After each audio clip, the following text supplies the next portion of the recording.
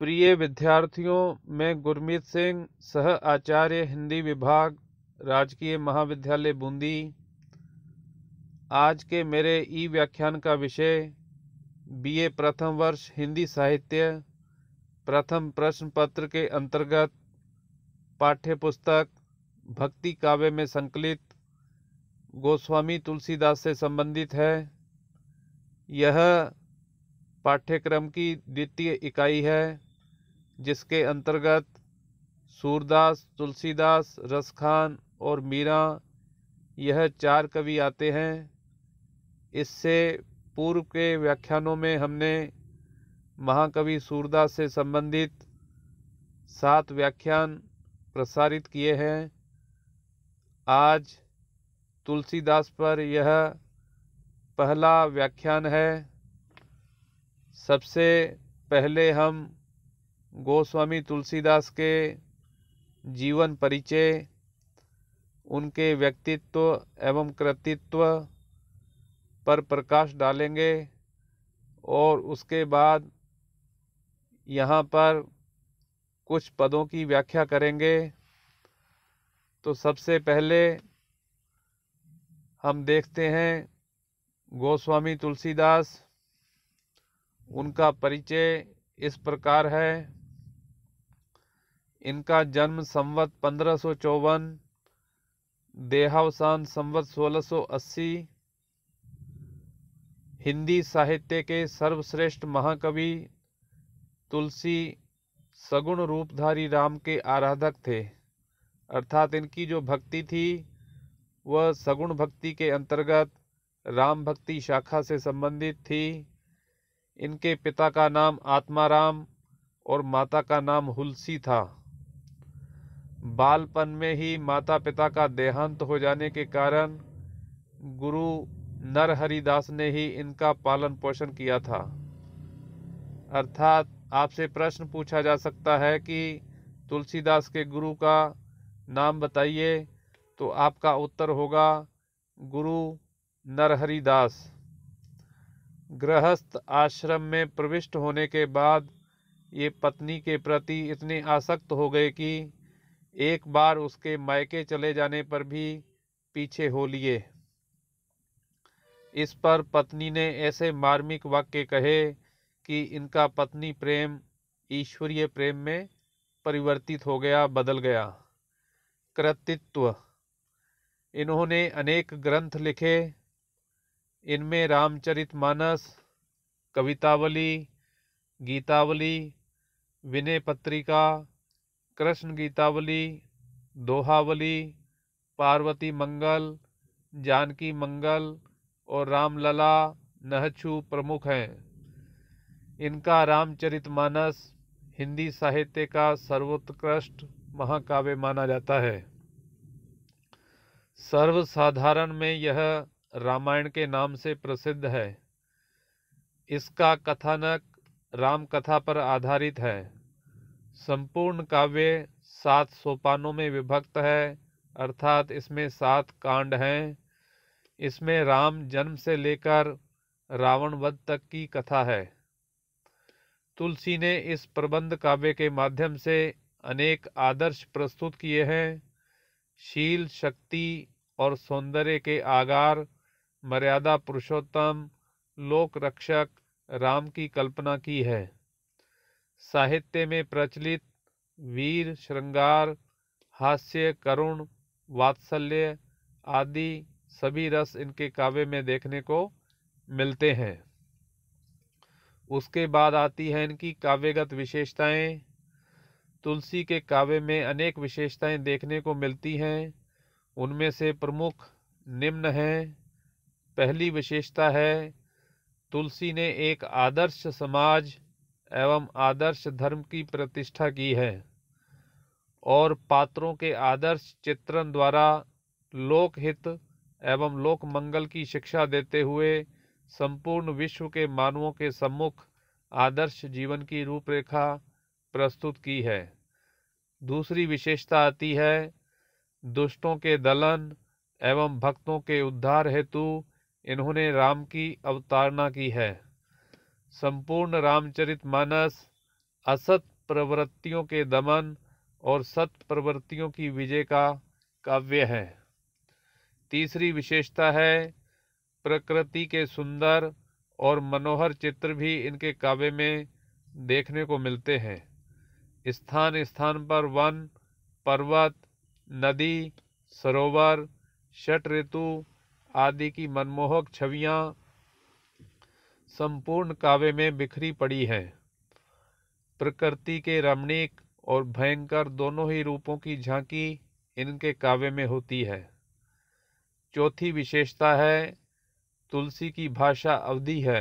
यह प्रश्न भी पूछा जा सकता है कि तुलसी ने किस भाषा में काव्य रचना की थी, तो मुख्य रूप से इन्हों की भाषा अवधी है। यह सर्वजन सुलभ, व्यावहारिक एवं मुहावरेदार है। इसमें भावों के अनुरूप प्रेषणीयता भी है। साधारणतया इनकी भाषा सरल एवं सुबोध है। पांचवी विशेषता इनके काव्य की आती है अलंकारों के अंतर्गत उपमा, रूपक, उत्प्रेक्षा, रूपक दृष्टांत, व्यतिरेक, अप्रस्तुत प्रशंसा, समासोक्ति आदि विविध अलंकारों का प्रयोग बड़ी सफलता के साथ किया है। अलंकारों का प्रयोग अपने कथ्य को सरस, सजीव, मार्मिक एवं प्रभावशाली बनाने के लिए ही किया है। छठी विशेषता है छंद विधान के अंतर्गत तुलसी ने मात्रिक और वर्णिक दोनों प्रकार के छंदों का सफल प्रयोग किया है। सातवीं विशेषता तुलसी ने धर्म, समाज एवं राजनीति में छाए हुए वैमनस्य को समाप्त कर समन्वय की स्थापना की तथा शैव एवं वैष्णवों में, ज्ञान और भक्ति में तथा सगुण निर्गुण आदि विविध क्षेत्रों में समन्वय किया। यह तो इनकी काव्यगत विशेषताएं हुई।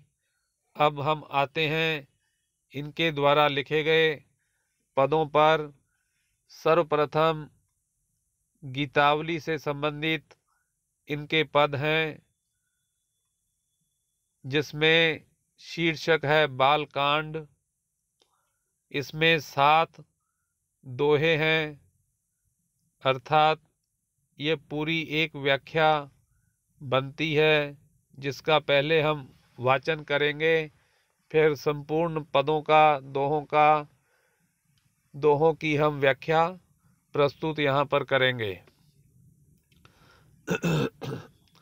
आंगन फिरत घुटरू बनि धाये, नील जलज तनु श्याम राम शिशु जननी निरखी मुख निकट बोलाए। बंधुक सुमन अरुण पद पंकज अंकुश प्रमुख चिन्ह बनि आए। नुपुर जनु मुनिवर कल हंसनी रचे नीड़ देह बहाँ बसाए। कटी मेखल वर हार ग्रीव दर रुचिर बहाँ भूषण पहिराए। उर श्री वत्स मनोहर हरिनक हेम मध्य मणिगन बहु लाए। सुभग चिबुक द्विज अधर नासिका श्रवण कपोल मोहि अति भाए। भ्रू सुंदर करुणा रस पूरन लोचन मनहु जुगल जल जाए। भाल विशाल ललित लटकन बर बाल दशा के चिकुर सोहाए। मनु दो गुरु सनी कुज आगे करी ससिही मिलन तम के गन आए। उपमा एक अभूत भई तब जब जननी पत पीत ओढ़ाए। नील जलद पर उड़गुन निरखत तजी सुभाव मनो तड़ित छपाए। अंग अंग पर मार निकर मिली छवि समूह ले ले जनु छाए। तुलसीदास रघुनाथ रूप गुण तो कहो जो विधि होहि बनाए। यह 7 दोहे हैं जो बालकांड से संबंधित हैं। अब हम इसकी व्याख्या करते हैं। तो प्रस्तुत पद पाठ्य पुस्तक के तुलसीदास वाले पाठ से लिया गया है। यह पद तुलसीदास की गीतावली से संकलित है। इसमें बालक कृष्ण के स्वरूप सौंदर्य के बारे में वर्णन किया गया है। तुलसीदास जी बालक राम का वर्णन करते हुए कहते हैं कि राम आंगन में घुटनों के बल दौड़ते फिरते हैं। आंगन फिरत घुटरू बनी धाये, नील जलज तनु श्याम राम शिशु जननी निरखी मुख निकट बोलाए। नीले कमल के समान शरीर वाले बालक राम को माता कौशल्या ने देखा तो उन्हें अपने मुख के पास बुलाया। बंधुक सुमन अरुण पद पंकज अंकुश प्रमुख चिन्ह बनी आए।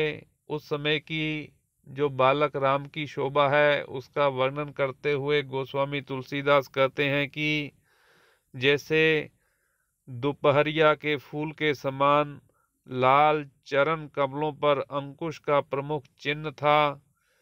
उनके पैरों में घुंघरू ऐसे लगते थे मानो श्रेष्ठ मुनियों रूपी हंसों के लिए हाथों से घोंसले बना रखे हों।